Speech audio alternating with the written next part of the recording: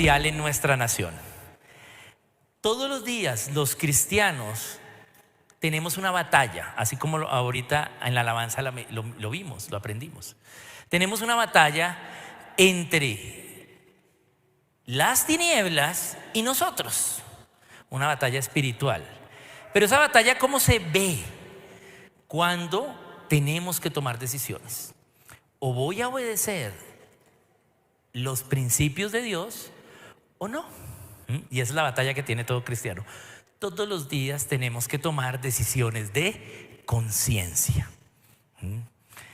Todos los días tenemos que ser como Jesús haría, decidir como Jesús lo haría. Y a veces es difícil. Pero hoy, ante la nación, tenemos una decisión de conciencia que tomar. No todos los días son elecciones. Entonces, vamos a hablar sobre el gobierno. Y el mensaje es una decisión de conciencia. Hoy tenemos que tomar una decisión de conciencia. La palabra de Dios nos enseña que debemos tomar decisiones de conciencia, y eso nos lo enseña en Colosenses. Vamos a ir a Colosenses 2:20, versículo muy conocido. ¿Qué nos dice? Nos dice: mirad que nadie os engañe por medio de filosofías y huecas sutilezas, según las tradiciones de los hombres, conforme a los rudimentos del mundo, y no según Cristo. Es decir, que se espera que los cristianos tomemos decisiones según Cristo, pero que no seamos engañados con filosofías, huecas sutilezas, filosofías de las tradiciones de los hombres, sino que sepamos decidir como dice el Señor. Eso es lo que vamos a ver hoy. ¿Cómo poder decidir ante el gobierno? Porque la Biblia narra y nos enseña los principios de todo. No nos enseña todo, sino los principios de todo. Aquí están los principios para cualquier conocimiento. Y el conocimiento del gobierno civil se fundamenta en la palabra de Dios. Entonces hoy vamos a mirar qué nos dice la palabra de Dios del gobierno civil. Entonces tenemos que ver cómo Dios nos empieza a enseñar el gobierno. Cuando Dios quiere crear al hombre en Génesis 1:26, quiere crear al hombre, entonces dice: hagamos al hombre a nuestra imagen y semejanza. ¿Para qué? Para que gobierne sobre la naturaleza, sobre los peces, los animales. Desde el principio, cuando Dios quiso crearnos, nos dio una facultad, y esa facultad es gobernar. Tenemos que gobernar sobre la naturaleza. No somos al mismo nivel de la naturaleza, sino tenemos que gobernarla. Bien, dominen sobre ella. La palabra dominar es una palabra que tiene una mala connotación en nosotros, porque creemos que dominar implica opresión, pero no. Dominar es una palabra de la geometría. No es una palabra originalmente de gobierno, sino de geometría. Cuando estamos estudiando geometría, hay una figura geométrica que se llama el domo.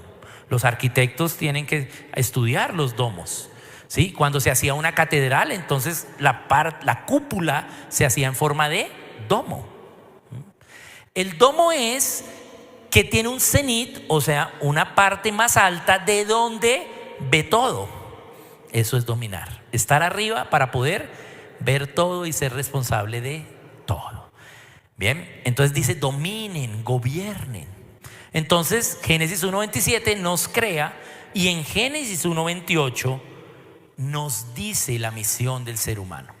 Los bendijo Dios y les dijo: fructificad, multiplicaos, llenad la tierra, formen naciones y sojuzguen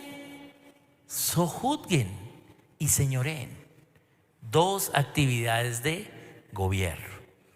El ser humano tiene que practicar gobierno, porque el gobierno es un atributo de Dios directo. Es un atributo de la naturaleza de Dios. Dios es Dios. Antes del principio, en la eternidad anterior, siempre ha sido. Bien, nunca ha iniciado, siempre ha sido un Dios entre formas, Padre, Hijo y Espíritu Santo. No es un Dios con tres máscaras que se pone, tres disfraces, sino que cada una de sus formas es plenamente Dios y plenamente persona divina. Pero ninguno de ellos es único Dios, sino es un Dios en tres formas. Pero había un gobierno. Aunque cada uno de ellos es Dios, hay un gobierno. ¿Y quién gobernaba? El Padre. El Hijo hacía y obedecía lo que veía hacer al Padre. Hasta Mateo 28, 18. En Mateo 28, 18, el Padre le hereda, le da toda la autoridad al Hijo. Y por eso el Hijo es el Señor ahora. Aunque el Hijo en humildad sigue viendo al Padre, porque Él es la imagen del Padre. ¿Bien? Pero ahora tiene toda la autoridad. Es decir, que hay un gobierno. El gobierno es una idea de Dios. No es una idea, una filosofía o una hueca sutileza o tradición humana, sino es una idea de Dios. Sino que a veces nosotros creemos que el gobierno es algo terrible, porque somos libres para obedecer los principios de Dios o para desobedecerlos. Pero tenemos que asumir las consecuencias de nuestras decisiones. Dios diseñó al ser humano, al individuo, para que se gobierne bajo los principios de Dios. Dice sojuzgar, sojuzgue, juzga con Dios, ¿sí? Practica los principios de Dios. Gobierna con los principios de Dios. Sojuzgar es juzgar con alguien más, ¿sí? Eso es con otro. ¿Con quién? ¿Quién está hablando? Dios, o sea, con Dios. Juzguemos con Dios, gobernemos con Dios. ¿Qué es lo primero que tenemos que gobernar? ¿A los otros? No, a mí mismo, ¿sí? Porque Dios nos dio libre voluntad para obedecer o para desobedecer. Pero si yo me sojuzgo a mí mismo, pues voy a obedecer, porque voy a juzgarme con los principios de Dios. Y señoremos la naturaleza. Entonces Dios desde el principio dio una idea de gobierno. Dio una idea de gobierno al individuo. La forma de gobierno de Dios para el individuo es el autogobierno. Es el gobierno interno. Es que el individuo voluntariamente decida obedecer la verdad y asuma las consecuencias si la obedece o no. La palabra de Dios no en vano dice en Deuteronomio 30, dice 28 al 30. He aquí yo pongo delante de ti la vida y la muerte, lo bueno y lo malo. Decide. Si decides lo bueno, hay un pasaje que se llama bendiciones de la obediencia. Y si decides lo malo, hay dos pasajes que se llaman maldiciones de la desobediencia. Cada cual decide. Pero Dios quiere que tomemos la decisión correcta. Él quiere que ninguno se pierda. Pero nos da la facultad de decidir. Nos da la libertad para poder decidir y asumir las consecuencias a las decisiones. Eso es autogobierno, que yo voluntariamente me someta al gobierno de Cristo en mi vida. Que yo voluntariamente obedezca al principio de Dios. Que ya no viva yo, sino viva Cristo en mí. Eso es ser cristiano. Ser cristiano, ¿sí? No es solo venir a la iglesia, creer en Cristo. Ser cristiano es la vida de Cristo en mí, porque ya no vivo yo, sino vive Cristo en mí. Ser cristiano es la vida de Cristo en mí, es decir, que ya no decido yo, sino que Cristo vive en mí por el poder del Espíritu Santo. No es algo que yo pueda hacer solo, es el poder del Espíritu Santo en mí. Sí, porque recibiremos poder cuando haya venido sobre vosotros el Espíritu Santo, me seréis testigos. Por eso llamaron cristianos a los hermanos en Antioquía, porque eran testigos de Cristo. Bien, y solo lo pudieron hacer con el poder del Espíritu Santo. Ser cristiano es la vida de Cristo en mí por el poder del Espíritu Santo para hacer la voluntad del Padre. Bien, porque el Hijo solo hace lo que el Padre quiere. ¿Cómo entonces sabemos cuál es la voluntad del Padre? La respuesta a eso está en Romanos 12:2. Es uno de los versículos más importantes de la Biblia. ¿Qué quiere hacer el Padre? Romanos 12:2. ¿Sí? Sea renovado vuestro entendimiento. No os conforméis a este siglo, mas sea renovado vuestro entendimiento del gobierno. ¿Para qué tienes que ser renovado tu entendimiento? Para saber y comprobar cuál es la buena voluntad de Dios, que es agradable y perfecta. Bien, entonces tenemos que entender la verdad y tenemos que entender también que nos habla de gobierno. Entonces Dios nos crea para gobernar, nos da la misión: llenen la tierra, formen naciones.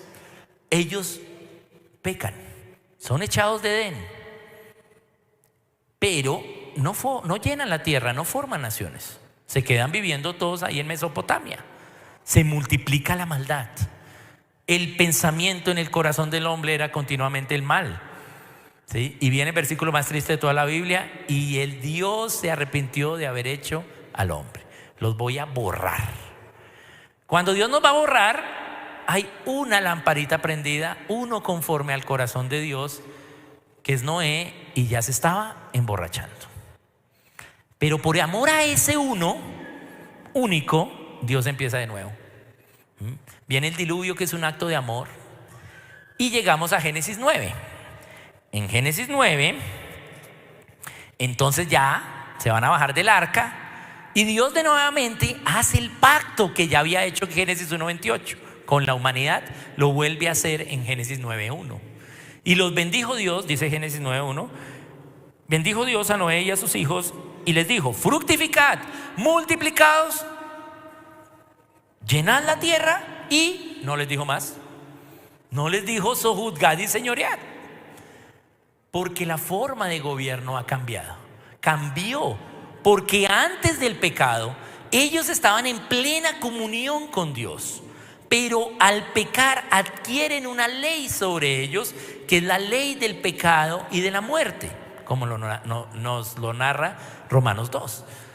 Entonces el pecado entenebrece el entendimiento y ellos ya no pueden saber cuál es la buena voluntad de Dios, agradable y perfecta. Entonces ya no pueden sojuzgar con Dios como antes, al mismo nivel de los principios de Dios. Ya no, porque ahora tienen su entendimiento entenebrecido. Ya no pueden gobernar igual. Pero Dios les da un gobierno, Génesis 9. Entonces en el 2, entonces le había cambiado la dieta. En el Génesis 1:30, después 1:29, después de darle la misión al ser humano, le dice: puedes comer tal dieta. Y aquí le cambia la dieta, ¿sí? En Génesis 7 ya les cambia la dieta. ¿Por qué? Porque antes podían vivir 900 años y ahora solo 120 años. Dios acorta la expectativa de vida. ¿Por qué? Porque si vas a hacer el mal y vives 900, pues vas a hacer mucho mal. Entonces solo 120. Pero no cambió la misión sigue siendo la misma. Es decir, usted tiene la misión de barrer este salón en 1 hora. Y viene el líder y le dice: no, ¿sabe qué? Tiene 10 minutos. O sea que, ¿qué tiene que hacer? Barrer más rápido. Necesita más energía. Por eso ahora puede comer proteína animal que te da más energía, y por eso el incesto empieza a ser pecado solo desde Génesis 6 para acá. Bien. Entonces ahora les dice que tienen que comer y les dice en Génesis 9:2 entonces que los animales tendrán miedo de él. O sea que si usted tiene miedo al ratón, el ratón está más asustado que usted, porque eso es lo que dice Génesis 9:2. Ese es el principio bíblico, ¿cierto? Entonces almuércese los animales, y en el 9:6 termina la dieta y les da el gobierno. Aquí en el 9:6 les da el gobierno. Pero ¿qué tipo de gobierno le da? No solo tienen autogobierno, sino que ahora van a tener un gobierno civil. Les dice: el que derramare sangre de hombre, por el hombre su sangre será derramada, porque a imagen de Dios es hecho el hombre. Por el hombre. Ahora quien va a dirimir los asuntos son ustedes. Ese es el origen del gobierno civil.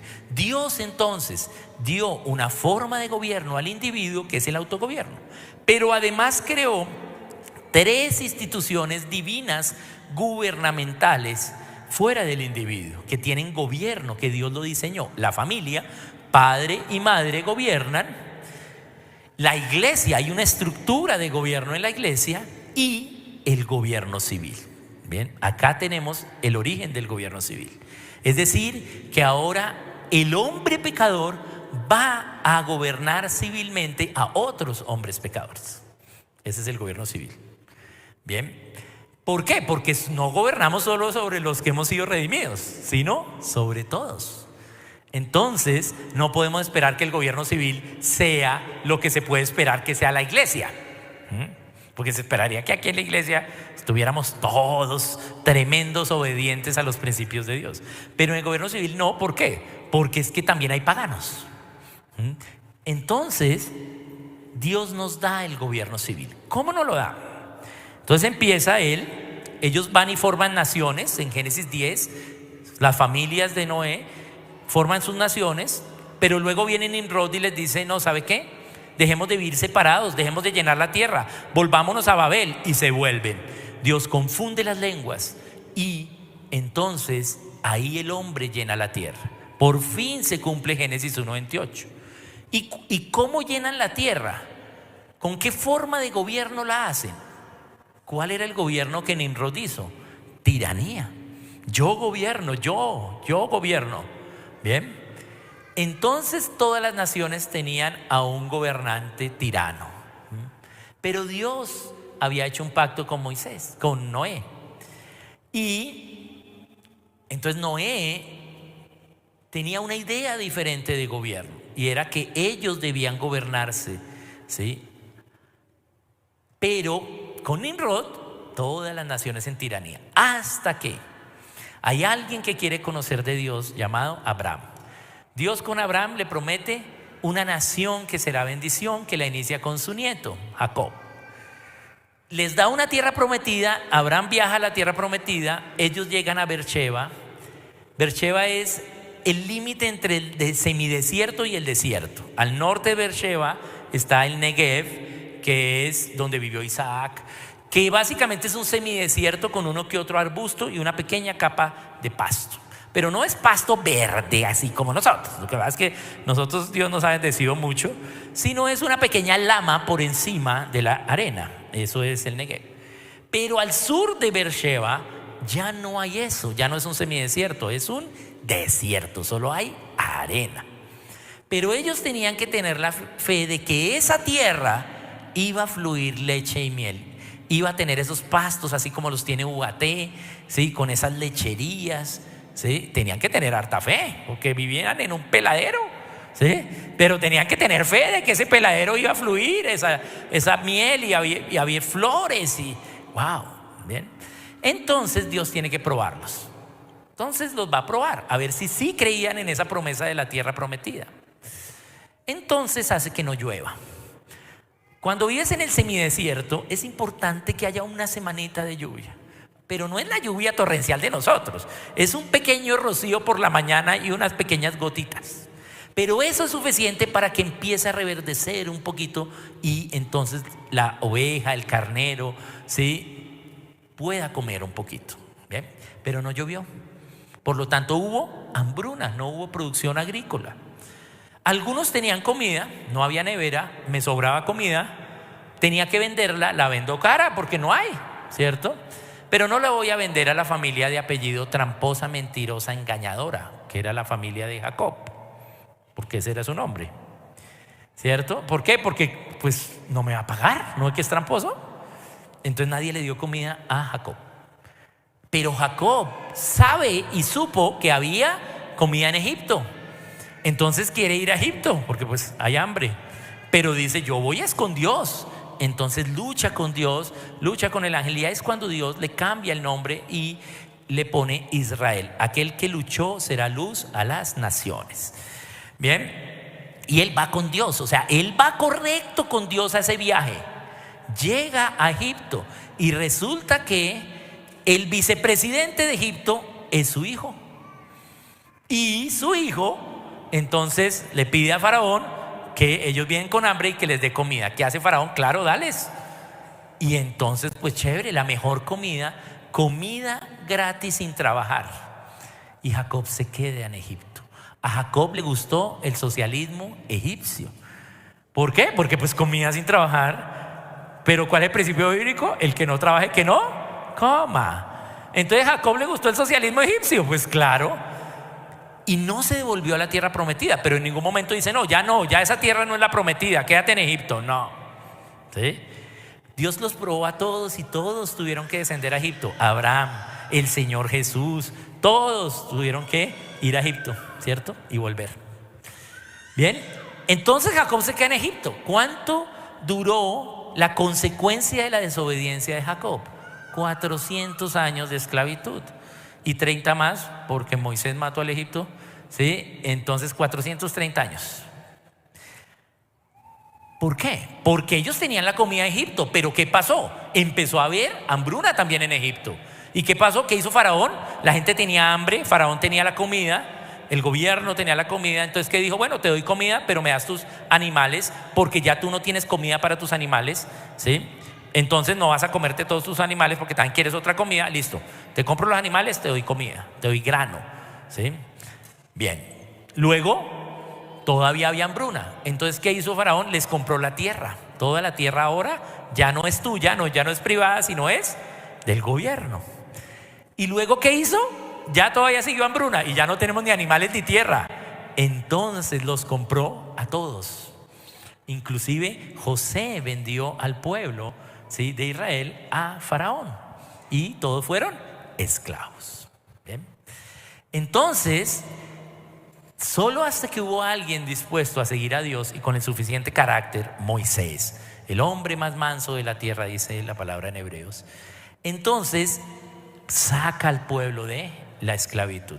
Bueno, listo, ya vamos a hacer nación. Ahora sí, la embarramos, Jacob no obedeció, pero bueno, vamos a hacerlo ahora sí. Vamos a empezar a hacer nación. Nación tiene que tener gobierno, es una de las características de la nación, tiene que haber un gobierno.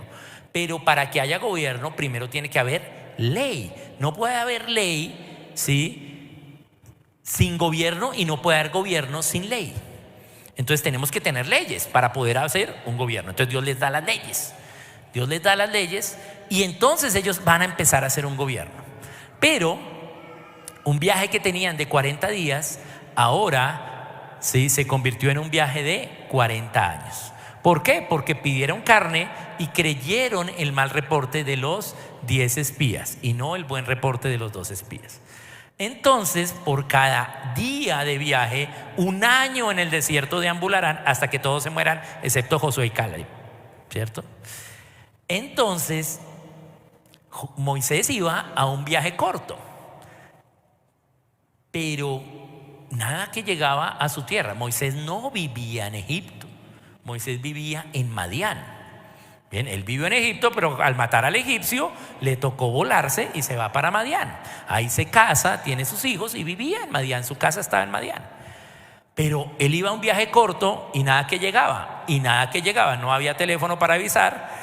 Entonces su suegro va a buscar a Moisés, porque dijo, ¿será que este tipo abandonó a mi hija y a sus hijos? No, vamos a buscarlo.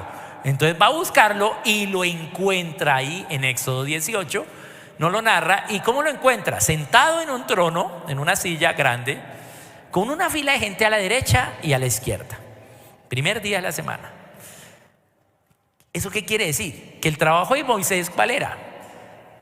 Dirimir los asuntos del pueblo. Tenía una fila de gente y no, que es que este pone el reggaetón muy rápido, muy fuerte, que este no paga la cuota de administración, que este atravesó el carro y no me deja salir, ¿sí? Todos los problemas. Se le rompió el tubo al de arriba y Moisés tenía que dirimir todos los asuntos. Cuando llega su suegro, que era sacerdote de Madián, Yetro, ve esa situación y le dice, hey Moisés, la estás embarrando, estás haciéndolo mal. Madián era primos de Abraham que creyeron en el mismo Dios, pero que no fueron a Egipto en la época de hambruna, sino que se quedaron en la tierra prometida. Creían en el verdadero Dios. Luego, después es que Madián accede a la idolatría cananea y entonces por eso viene la época de Gedeón, toda la batalla de los 300 y cómo la destrucción de los madianitas. Pero aquí todavía los madianitas creían en el Dios verdadero. Entonces Yetro era sacerdote, el suegro de Moisés, y entonces le dice, no, la está embarrando Moisés. Entonces, ¿qué le dice? Vamos a Éxodo 18. Entonces en Éxodo 18 se lo encuentra y le dice, Entonces en el 18 y 17, entonces el suegro de Moisés le dijo: no está bien lo que haces, no está bien hacer esa fila de gente todo el día. En el 16 le dice, en el 18 le dice: desfallecerás del todo tú y también este pueblo que está contigo, porque el trabajo es demasiado pesado para ti, no podrás hacerlo tú solo. Oye mi voz, yo te aconsejaré y Dios estará contigo. Está tú por el pueblo delante de Dios y somete tú los asuntos a Dios. Y en el 20, y enseña a ellos, al pueblo, las ordenanzas, las leyes, muéstrales el camino por donde deben andar y lo que han de hacer. Además, escoge tú de entre el pueblo varones de virtud, gente que te ayude al gobierno. Ahí la palabra escoge en la Reina Valera sugeriría como si Moisés tomó la gente, pero realmente cuando vamos al hebreo, y lo pueden ver en la textual, en la Biblia textual, es reconoce a esa gente. Bien, o sea, tú no solo vas a gobernar, tienes que tener más gente para que te ayude. Bien, entonces Moisés dice: oye, sí, bueno es hacer ello. ¿Cuándo obedecen Moisés este consejo de Yetro? En Deuteronomio 1. Deuteronomio 1 nos narra qué pasó después de eso. Nos dice: Moisés entonces va y le dice al pueblo en el 1:12: ¿cómo llevaré yo solo vuestras molestias, vuestras cargas, vuestros pleitos, todos tus chicharrones, todos sus problemas? No, ¿sí? Dadme de entre vosotros, de vuestras tribus, varones sabios, entendidos. Y me redijisteis: sí, es bueno hacerlos. Y entonces la gente, el pueblo, cada tribu escogió sus representantes para ir al gobierno civil a gobernar junto con Moisés. Ese es el principio de la forma de gobierno de Dios para el ser humano, fuera del individuo, que es la república. La forma de gobierno de Dios es la república. En el gobierno civil tenemos la república. La república es la representación del público, ¿sí? Es decir, que el pueblo pueda elegir sus representantes. Ese es el primer principio. Y ahí ellos eligieron sus representantes para el gobierno civil. Bien, ¿qué pasó luego? Ellos empezaron a hacer república ahí por el desierto. Pero viene luego Josué, y Josué no era tan manso ni tan paciente como Moisés. Josué era un buen guerrero, buen estratega militar. Entonces Josué 24, capítulo 24, los reúne allá a todos y les dice: mire, 3 días les lee el libro de Deuteronomio, les lee la ley a todos, niños, mujeres, todos. ¿Y qué les dice? Yo no sé ustedes van a servir a los dioses cananeos, hagan lo que ustedes quieran, pero yo y mi casa vamos a servir a Dios. Es lo que hace Josué. Y ese versículo lo hemos usado mucho para familia, y es correcto. Él tomó una decisión en su familia de servir a Dios. Pero el contexto no es de familia, el contexto es de gobierno. Están hablando de la nación. Josué les dice: mire, yo ya no me los aguanto ustedes son unos necios, ¿sí? Entonces ahí les leí la ley, miren a ver qué hacen, yo me voy a dedicar a mi familia. Josué abandona su puesto en el gobierno civil. ¿Qué sucede luego? La generación siguiente a Josué conoció a Dios, pero no las obras de Dios. La generación siguiente a esa, o sea, los nietos de Josué, ni a Dios ni a las obras de Dios. Entonces en Israel ya no había ley, y cada cual hacía lo que bien le pareciese. Jueces capítulo 1. Entonces, ¿qué sucedió? Josué dejó el gobierno civil y se metió a trabajar con su familia, pero no funciona, porque aunque él se dedicó a su familia, sus nietos tampoco conocieron de Dios.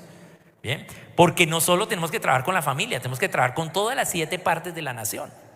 Bien, entonces se pierde la república incipiente que empezaron a hacer los hebreos en el desierto. La perdieron una vez repartieron la tierra. Y entonces anarquía total, cada cual hacía lo que se le diera la gana. La única forma de la anarquía, que es la tiranía de todos, es el deseo de todos, el capricho de todos, no hay ley, ¿sí? Es la única forma de salir de eso, es la tiranía. Entonces necesitamos un tirano que venga a poner orden, ¿sí? Nosotros en Colombia hemos sido la nación con mejor gobierno civil de toda Latinoamérica en la historia. Solo hemos tenido 6 años de dictadura. ¿Y cómo será que el dictador renunció? Muéstreme otra vez en la historia que el dictador haya renunciado. Nunca. ¿Cuándo el dictador renuncia? Nunca, lo matan, ¿sí? Pero que renunció voluntariamente, no, ¿sí? ¿Y por qué tuvimos dictador? Porque estábamos en una época de anarquía. Después del 9 de abril de 1948, todos se mataban contra todos, conservador contra liberal, y ya, ¿sí? Así fue, seas familia, nos matábamos a machete, ¿sí? Entonces, ¿qué toca? Anarquía, toca un tirano que ponga orden. Bien, eso fue lo que les sucedió a ellos. Jueces, todos los jueces fueron malos, fueron tiranos, ¿sí? Pero temían de Dios, pero no fueron testimonio. Hasta el último juez, que fue Samuel. Ya con Samuel la cosa ya se calmó, ya estamos medianamente ordenados, ya Samuel les enseñó de Dios. Entonces tuvo ya un gobierno en la iglesia, ya la gente entendió que tenían que volver a Dios. Bien. Y el último juez era él. Entonces ya Samuel va a empezar a hacer la república otra vez. Pero Samuel fue contrario a Josué. Samuel no trabajó con su familia, se dedicó a la iglesia y al gobierno civil y dejó a su familia botada. Y cuando ya Samuel era viejo, entonces el pueblo dijo: no, si vienen tus hijos y tus hijos son unas calaveras, no, ¿sabe qué? Mejor Samuel, mejor queremos tener rey como las naciones paganas. Primero de Samuel 8. Y entonces Dios les dice: no, rey, no, mire lo que les va a hacer el rey. Y ellos dicen: no, sí, queremos echarnos al hueco a conciencia, ¿sí? Entonces, bueno, entonces échense al hueco, ¿sí? Entonces perdimos otra vez ahí la república, ¿ven? Y de ahí para allá, todas las naciones, desde Samuel, todas las naciones bajo tiranía. Antes solo había una que no tenía tiranía, que era Israel. Todas las demás tiranías desde Nimrod, dictadura todas, ¿sí? Solo Israel. Y ahora Israel también en la inmunda. Y Dios solo encontró, ¿sí?, 3000 años después, a unos que quisieron volver a la Biblia a hacer un gobierno civil como dice la Biblia. 3000 años tardó Dios en encontrar a alguien que quisiera decirle: heme aquí, Señor, vamos a hacer en el gobierno civil como tú dices. Que fue una pequeña iglesia, la iglesia peregrina, ¿sí?, que quiso hacer entonces una ciudad, pero no con rey, sino con una república. Una basecita de una república, que aquí a la larga fue lo que fue los Estados Unidos. 3000 años después de Samuel, ahora hay una nación que vuelve a restaurar, que el pueblo pueda elegir sus representantes en el gobierno civil. No reyes, ¿sí?, sino el pueblo. Son los Estados Unidos, la primera nación que completa la república. La segunda nación en la historia que completa lo que es una república, la segunda república de la historia, es la República de Colombia. Nosotros somos la segunda república de toda la historia completa, porque Roma trató, los hebreos trataron, ¿sí?, pero no lo lograron. Pero los gringos logran que la gente adulta pueda elegir sus representantes. Fueron los primeros en 1776 y los segundos fuimos nosotros, ¿sí?, Colombia, la segunda república de la historia. Los gringos son el primer hijo y nosotros somos el segundo hijo en el gobierno civil. Por lo tanto, Dios tiene un propósito, que nosotros seamos testimonio para Latinoamérica de lo que es gobierno civil. ¿Bien? Y eso es una de las decisiones que tenemos que tomar hoy. Bien, entonces de ahí para allá, ¿cómo sería de bueno la república que le dijeron a los reyes en Europa: bueno, ¿sabe qué, reyes? No los vamos a quitar, pero tenga esta platica, vaya, juegue cricket, vaya a los desfiles de modas, a los banquetes, pero ¿sabe qué? Déjenos aquí poner un primer ministro, ¿sí? ¿Por qué? Porque es mejor la república, porque en una monarquía estamos a los caprichos del rey. Entonces empezamos a hacer repúblicas. Dios entonces nos revela cómo sostener las repúblicas en la palabra. Nos da unas condiciones para poder elegir los gobernantes, porque el primer principio de la república es que haya representación del público. Nosotros somos una república, ¿sí? No es la forma de gobierno de Dios la democracia.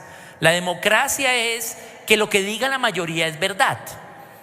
Bien, y que todas las decisiones se consultan al pueblo y lo que diga es la verdad. la república ya hay una verdad y es la ley natural, la ley que Dios escribió en el corazón del hombre. No es la ley cristiana, es la ley natural. Todo ser humano tiene en su corazón escrito una ley por la que sabe que asesinar es malo y que robar es malo. Yo no necesito ser cristiano para saber eso. Bien, entonces, ¿por qué? Porque la república es sobre todos, buenos y malos. Entonces, en una república hay una verdad que es la ley natural. En una república se castigará el asesinato y el robo. En una democracia no. En una democracia podemos decir, si la mayoría dice que podemos legalizar el robo, lo podemos legalizar. Si la mayoría dice que los que tenemos gafas tienen que morir, esa es la verdad. Eso es una democracia. No, Dios nos dio fue una república. Bien, los poderes de la república, los 3 poderes del gobierno vienen desde Isaías, pero nos enseñaron en el colegio que vienen desde los griegos. Legislativo, ejecutivo, judicial, de los griegos. Pero no, los griegos trataron la república en el 480 antes de Cristo en Atenas y solo duró 20 años. ¿Por qué? Porque no trataron la democracia. Porque la democracia es muy difícil. ¿Por qué? Porque todo toca consultarlo y la verdad cambia con los caprichos de los que votan. Por eso Platón se opone a la democracia. ¿Y qué hace? Hace un libro, una obra de teatro que se llama La República, para decirle, hey, no es la democracia, es la república, pero con nuestros dioses. O sea que Platón tenía claro el gobierno, pero no tenía claro la iglesia. ¿Sí? Bien, porque es con el Dios verdadero, no con sus dioses paganos. Entonces tenemos una república, tenemos que defenderla y sostenerla. Dios nos da unos requisitos para elegir gobernantes civiles. Vamos a mirarlos, anótelos. Son 7. Los primeros 4 están en Éxodo 18. Vamos a ir. Entonces en Éxodo 18, 21 nos dice: escoge de todo el pueblo varones de virtud. Acá tengo que hacer, siempre hago la aclaración. Aquí habla de varones, pero no quiere decir que solo los hombres deban ir al gobierno civil. Las mujeres también pueden, pero ¿por qué aquí solo habla de varones? Porque recuerden que estamos en el Antiguo Pacto, en el Antiguo Testamento, y la consecuencia del pecado de la mujer fue estar bajo el hombre, bajo la voluntad del hombre. ¿Sí? Solo cuando viene Cristo, Cristo restablece a la mujer al mismo nivel del hombre. Entonces aquí la mujer no podía decidir. Por eso dice varones, no es que la Biblia sea machista, no, es que la mujer, su consecuencia fue que como decidió mal, ahora no puede decidir hasta que venga Cristo. Por eso está bajo el deseo de su esposo. Quien decía por ella era su esposo. ¿Sí? Pero cuando viene Cristo, ya gobiernan los dos la familia. Ya no es solo el esposo, ambos gobiernan. Entonces, como estamos después de Cristo, la mujer también puede ir al gobierno civil. Pero la mujer tiene unas condiciones para ir al gobierno civil. Primero, que sea adulta, solo los adultos pueden ir al gobierno civil. Segundo, soltera o casada sin hijos o casada con hijos mayores de 20 años. ¿Por qué? Porque tiene un gobierno mayor que el gobierno civil. El mayor gobierno en una nación es el de el individuo. El menor gobierno en una nación es el civil. Más grande que el gobierno civil y más poderoso y más importante es el gobierno de la iglesia. La iglesia es mayor en poder de gobierno que el gobierno civil. Por eso es que los ministros de la iglesia son los que debían ungir a los gobernantes civiles. Y esa ley sigue vigente. ¿Sí? Son los ministros los que ungen a los gobernantes. Bien, o sea, una vez el pueblo los elige, ellos son los que deben orar por ellos y ungirlos. Bien, porque hay más gobierno en la iglesia, pero hay más gobierno en la familia que en la iglesia. Porque en la iglesia hay más verdad más cercana. Bien, pero aún hay más gobierno en mí que en mi familia. Si mi familia está loca, yo voy a obedecer a Cristo. ¿Sí? Si mi iglesia está loca, mi familia y yo vamos a obedecer a Cristo. Si el gobierno civil está loco, yo, mi familia y la iglesia vamos a obedecer a Cristo. ¿Sí? Que es lo que vimos en la alabanza. Aún si ellos se paran en la cabeza, nosotros tenemos la libertad en Cristo Jesús para hacer lo correcto. Entonces, primero, ahí dice varones, pero es hombres y mujeres. De virtud, primera característica, anótela. ¿Cómo elegir gobernantes civiles? Gente con carácter cristiano, gente que tenga virtud, gente que no tenga pecados conocidos que no haya resuelto, gente que no esté viviendo en pecado, sino que tenga virtud. Bien. Primero, varones de virtud. Segundo, temerosos de Dios. Segunda característica, debemos elegir gente que crea en Dios. Bien, que tenga temor de Dios. No dice exactamente creer, sino temor, ¿sí? O sea que hay unos que tienen más temor que otros, pero gente que sea temerosa de Dios debemos elegir. De estos 6 candidatos que tenemos hoy, hay 2 que son ateos. Entonces, pues, y hay 4 que tienen temor de Dios, unos más y otros menos, ¿sí? Pero tengo que saber, ¿sí? Tengo que saber, ¿es temeroso de Dios? Entonces, segunda característica, ¿sí? Ser temeroso de Dios. O sea, sin pecado conocido, ¿sí? Y temeroso de Dios. Tercera, varones de verdad. O sea, no gente mentirosa, gente que usted la haya visto que dice la verdad, bien, que ame la verdad, gente que tenga testimonio de verdad y no de mentiras. Tercera característica, elija gente de verdad. Cuarta, que aborrezca la avaricia. O sea, que no vaya al gobierno civil por dinero, que no sea una persona que quiera acumular dinero, ¿sí? Claro, a los magistrados hay que pagarles, claro que sí, ¿sí? Pero, ¿sí? Por eso tienen buenos sueldos, ¿sí? Es más, el que más debería ganar en la nación sería el presidente, no porque es el que más autoridad tiene, sino porque es el que más trabaja, ¿sí? ¿Sabe todos los días a qué horas es la primera reunión del presidente? Todos los días. ¿Sabe a qué horas es? A las 6 de la mañana ya tiene que estar allá en reunión, de lunes a viernes.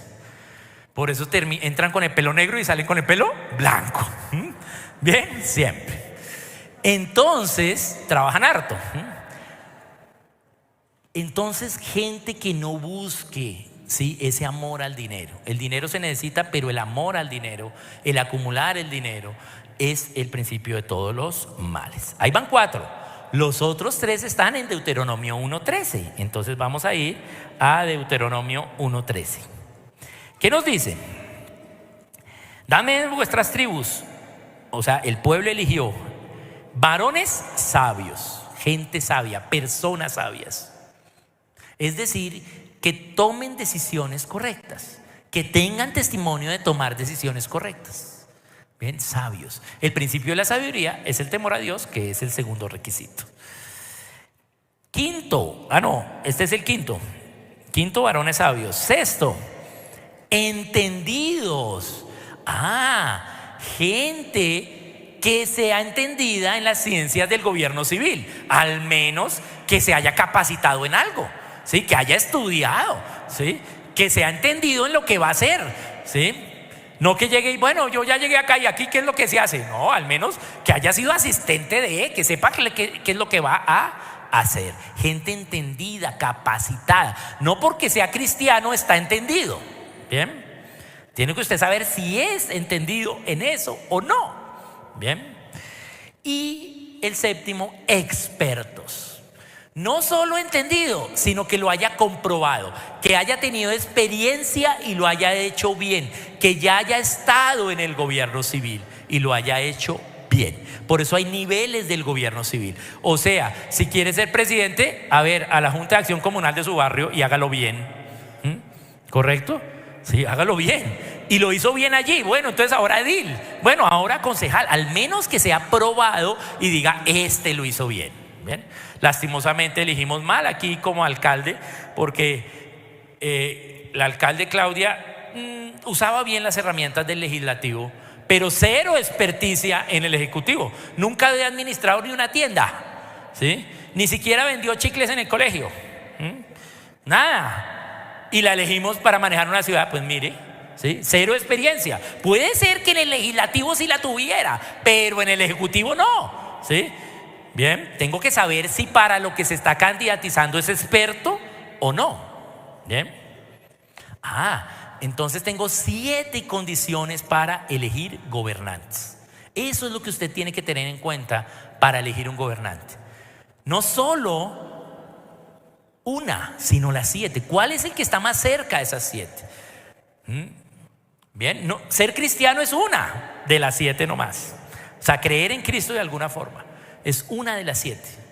Bien, no solo porque es cristiano tiene las 7, o no solo porque es un pagano, ¿sí?, no tiene las otras. Bien, pero usted tiene que verificar y tomar una decisión a conciencia, porque Dios nos va a demandar el cuidado de la república.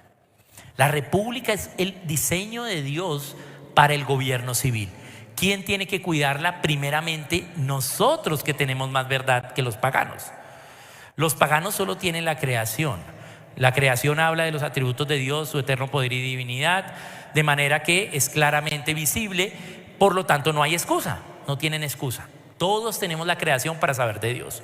Pero además nosotros tenemos la palabra viva, que es Cristo, la palabra escrita, que es la Biblia. O sea, tenemos 2, la creación y la palabra. Y tenemos 3, tenemos la comunión por el Espíritu Santo. Entonces, nosotros tenemos 3 fuentes de la verdad y los paganos solo una. Entonces, ¿quién tiene que ser los líderes de la nación? Pues nosotros, ¿sí? ¿Quién tiene que cuidar la república? Nosotros, ¿sí? Si los paganos se paran la cabeza y no votan. Pero el cristiano debe sostener la república, y el primer paso para sostener la república es elegir los representantes, votar. Pero es que eso no hay con quién. Bueno, entonces si Dios te está mandando a ti, mándate tú y yo voto por ti. Ya tienes un voto. Bueno, el tuyo y el mío, 2. Y tu mamá, que te ama, 3. Bien, de una te lanzas, porque es elegir los representantes o ser representante de otros si Dios me llama al gobierno civil a servir allí. Porque la palabra no en vano en Romanos 13 dice que los magistrados son ministros de Dios. Tenemos que entender bien esa palabra, porque Romanos 13 dice: 1. Sométase toda persona a todas las autoridades superiores, porque no hay autoridades de parte de Dios. Pero si no interpretamos bien el pasaje, creemos que Dios es el que elige las autoridades. Sí, ¿no ve que ahí dice que Dios pone y quita reyes? Sí, pero reyes. Dios pone y quita reyes en el tiempo que ellos eligieron reyes, y lo vemos con Saúl. Dios fue el que eligió a Saúl. ¿Cuáles fueron las razones para elegir a Saúl? 2. ¿Saben cuáles fueron? Que era el más alto, la primera, y la segunda, que era el más bonito. Esas fueron las razones para elegir a Saúl. ¿Sí? Ven, lea. Era el más alto y el más apuesto. Ya. Dios lo escogió, pero reyes, no en la república. Lo que Dios escogió en la república no fue los reyes, sino las autoridades. ¿Qué son las autoridades? Los puestos que van a haber en los diferentes niveles del gobierno de la república. Porque ¿qué es la autoridad? La autoridad es la capacidad del autor. ¿Y quién es el autor de todo? Pues Dios. O sea que Dios da autoridad. Dios ha cedido de su autoridad aquí al liderazgo de la iglesia para liderar esta iglesia, ¿sí? Todas las autoridades han sido delegadas por Dios. Dios escogió en la república, fue presidente, pero Dios no escogió a Maduro, porque si Dios hubiera escogido a Maduro, Dios no existe. Apague y vámonos, pongamos aquí un cine. ¿Por qué? Porque si Dios eligió a Maduro, Dios es malo. Y si Dios es malo, no hay Dios. Dios tiene que ser bueno. Dios lo que escogió fue presidente, pero nos dio a nosotros la libertad de elegir a nuestros representantes, como lo acabamos de ver, ¿sí? Por eso tenemos que orar por el que quede. Si elegimos mal, pues nos vamos a tener malas consecuencias. Pero no así, si nos cae gordo el que elegimos, total, toca orar por él, ¿sí? Porque está ocupando la autoridad que Dios diseñó. Ahora, ¿la ocupa un pagano? Sí. ¿Y por qué? Porque lo elegimos, ¿sí? Bien, elegimos a alguien inmoral, sin virtud, para la alcaldía de Bogotá. Pero eso fue lo que hicimos, ¿sí? Entonces, tenemos que saber cómo sostener la república. Primer paso, elegir nuestros representantes, votar, ¿sí? Voten, ¿sí? Ese es el primer paso. Pero las tasas de abstención entre los cristianos son iguales a las de los paganos, 50%. Entonces, tenemos que hacerlo. Y también, no solo votar, sino votar bien, porque la Biblia nos enseña con qué requisitos debemos hacer para elegir gobernantes civiles. Entonces, vote de acuerdo a lo que diga la palabra, porque Dios nos va a demandar eso. Por eso la corrupción se da por dos hechos, dos últimos conceptos. La corrupción se da primero por elegir gente corrupta, o sea, por elegir gente no de acuerdo a estos 7 principios que acabamos de ver. Elegimos gente así. Entonces, ¿qué queremos que nos pase si elegimos gente así? Pues nos va a pasar lo malo. Pero los que más eligen corruptos son los que no votan, porque los que no votan dicen el que me pongan. Y si todos votáramos, mucha menos corrupción haría, porque sería más difícil para los corruptos lograrlo.